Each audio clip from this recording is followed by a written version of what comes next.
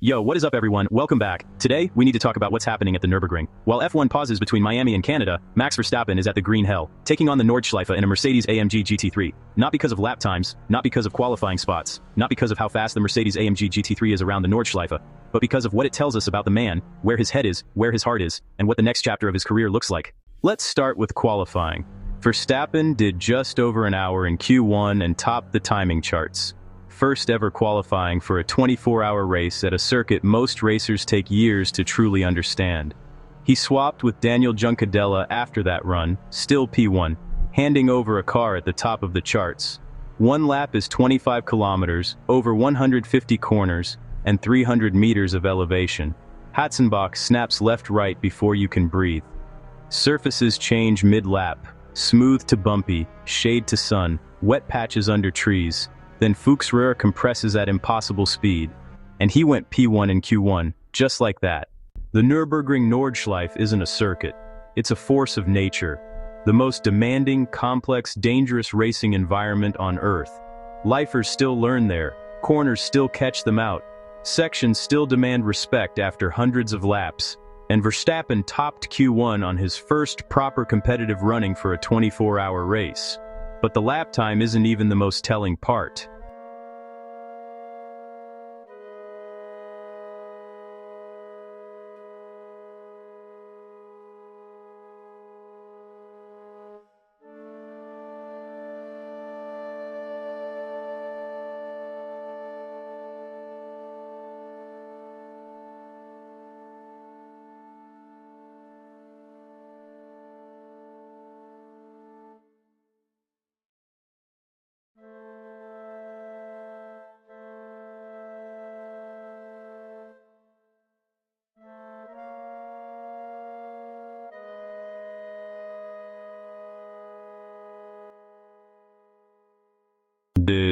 It's what the endurance veterans said about how he drove: calm, precise, patient. At Flugplatz, one move stood out. Threading traffic at absurd speed convinced Markus Winkelhock that Verstappen already thinks like an endurance racer. That isn't a throwaway line. Winkelhock, son of Manfred, Nürburgring lifer, watched that traffic move at one of the fastest, scariest sections and called it endurance thinking. Flugplatz, airport, because the cars get light over the crest. In a GT3 at about 250 kilometers an hour, the front wheels lift. You can't brake, you can't steer. You're committed, you're flying. Hold it flat, aim dead straight, and trust the track to come back to you. In traffic, at that speed, Verstappen made a move that told a ring legend he already thinks like a 24-hour driver on day one of qualifying. Commitment and precision, millimeters decide everything. Miss by a hair, and you're a passenger. Contrast that with his last F1 weekend, Miami. He qualified second, best of his 2026 season, showing Red Bull's step was real. Then lap 1 he spun, fought back to 5th. Even on a better weekend, P5 was the ceiling, while Antonelli won from pole, again. Now he's at the Nürburgring, topping Q1 with endurance legends saying he already belongs. Second, Verstappen says he wants to do the Nürburgring 24 hours every single year. Not maybe, every year. That's commitment, ringed by forests, rain and night, the Green Hell, again and again. Now fold in the Ford to Le Mans discussions, prototype silhouettes hovering over the future. Add the exit clause whispers, fine print that can move mountains, pair it with an engineer exodus, and the tug of war on motivation inside F1. Then cut to Max, smiling in a GT3 garage, comfortable, curious, already testing a different rhythm. This isn't a plan for after F1, it's a parallel build, brick by brick, while this chapter still runs. Endurance miles, Le Mans prototypes in shadow, contracts in motion, threads weaving a new canvas. Every year at the ring, his own clause of intent, writing the next chapter, lap after lap. The 24 hours starts Saturday, 3:30 p.m., finishes Sunday, same time. 24 hours, 25-kilometer laps. Through the night, weather roulette in the Eifel. This week even snow.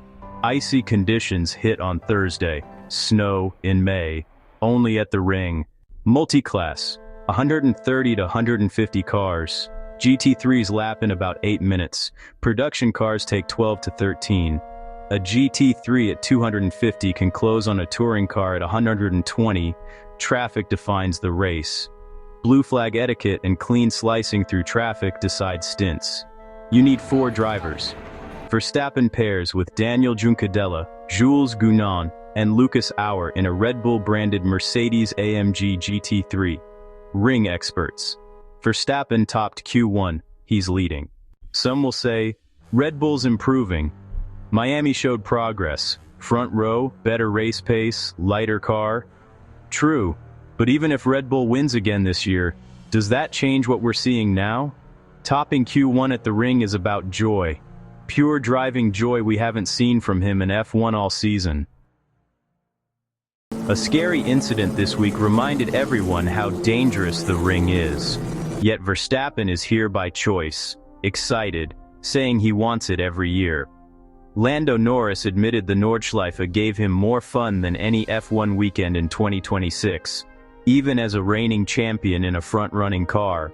That contrast speaks volumes.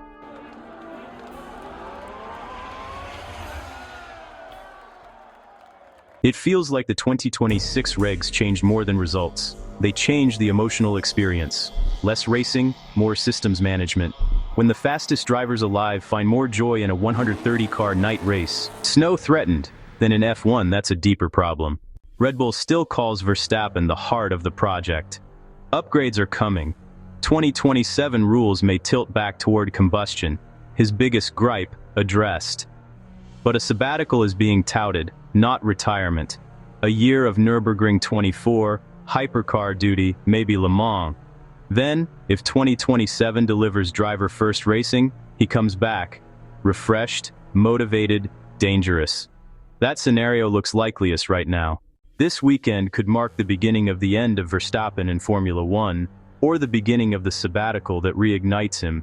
If F1 can give him what the Mercedes GT3 gives him here, he stays. If not, the green hell may become home. The race starts tomorrow at 3:30 p.m. German time. I'll follow every stint, weather swing, and lap time, and post a full reaction after the flag. Subscribe if you haven't. Drop a comment. Does this weekend change Verstappen's F1 future? Do you want to see him at Le Mans? Every comment gets read. Peace.